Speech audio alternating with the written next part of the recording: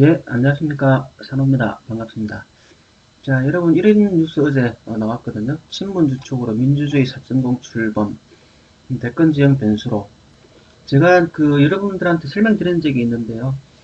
민주당 내에서 이제 이낙연 전 대표, 이재명 경기도지사 해서 이제 대권 주자로 이제 양대축을 이루고 있는 중이죠. 그런데 제가 그 두 분은 계파가 다르다고 말씀드렸죠. 그래서 문재인 대통령을 따르는 팬들은 이재명 지사를 굉장히 싫어합니다. 왜냐하면 지난번 대선 때 문재인 대통령을 지독하게 많이 깠습니다. 이재명 지사가. 그래서 그때부터 감정이 틀어져 있는 상태였고요. 그리고 또 이재명 지사는 또 진정한 문재인파가 아닙니다. 그래서 대권이 그쪽으로 넘어갈 리는 없다. 왜냐하면 이제 6대 대통령들은 다음 정권을 넘겨줄 때 같은 식구긴 해도 나중에 내 등에 비수를 꽂을지 안 꽂을지를 생각을 합니다. 그래서 제가 이재명 지사 그리고 이낙연 전 대표 이 두 분은 문재인 캠프에서 미는 인사가 아닐 것이다. 두고 보면 문재인 팬 쪽에서 새로운 인물을 넣을 거다라고 말씀드렸죠. 자, 들었는데 어제 나온 뉴스가 친문 주축으로 대략 한 50명, 60명 정도의 56명이 참여하는 문재인 대통령 측근이 모이는 이 모임이 만들어진 거죠. 그래서 여러분들이 이제 신경 쓰셔야 될 것은 친문에서 미는 대통령 후보가 누가 나오는지를 잘 봐야 됩니다. 그래서 제가 여당 인사 중에서 친문에서 미는 인사가 나오면 그 종목 절대 놓치지 마라 이렇게 미리미리 말씀드렸죠. 그렇게 미리 말씀드렸는데 지금 보다시피 이런 뉴스가 나와 있습니다. 그래서 대권이 지금 얼마 안 남은 상황에서 친문에서 새로운 인물을 내세워서 밀게 될 것이다 라는 것. 그래서 그 종목이 나오면 놓치면 안 됩니다. 이 얘기를 드리는 거고요. 그럼 또 다른 뉴스, 한국 페이스에 말려들라 찝찝한 일본 증가. 지금 한국이 일본 향해서 화해 손짓을 합니다. 여기에 나온 뉴스는 일본 언론 바이든 머시간 행보다 이렇게 표현을 했는데요.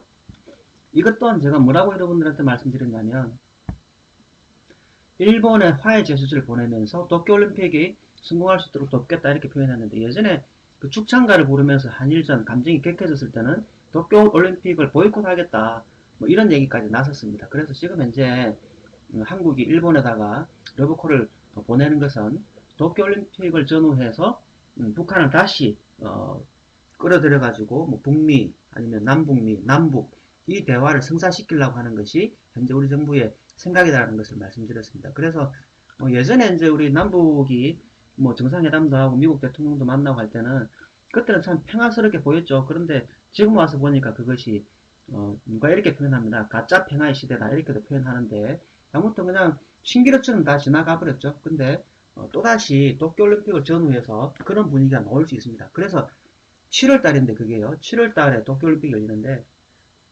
7월달에 도쿄올림픽이 열려가지고 거기에서 남북미가 좋은 그림을 그린다면 다가올 대선에 또 다른 어떤 좋은 재료가 됩니다. 우리가 선거를 할 때도 트럼프 대통령이 북미 정상회담을 하고 나서 지방선거를 해가지고 여당이 그냥 말도 안 되게 이겨버렸죠. 그런 분위기가 또 연출될 수 있습니다. 그래서 이 뉴스를 지켜보면서 북한한테 러브콜을 보내고 또 북한이 콜을 하고 또 미국이 만나는 이 시나리오 한번 준비를 하고 있어야 됩니다. 그래서 좋은 종목을 미리미리 봐두는 것도 지금 해야 될 일이다. 이렇게 좀 표현을 드리겠고요.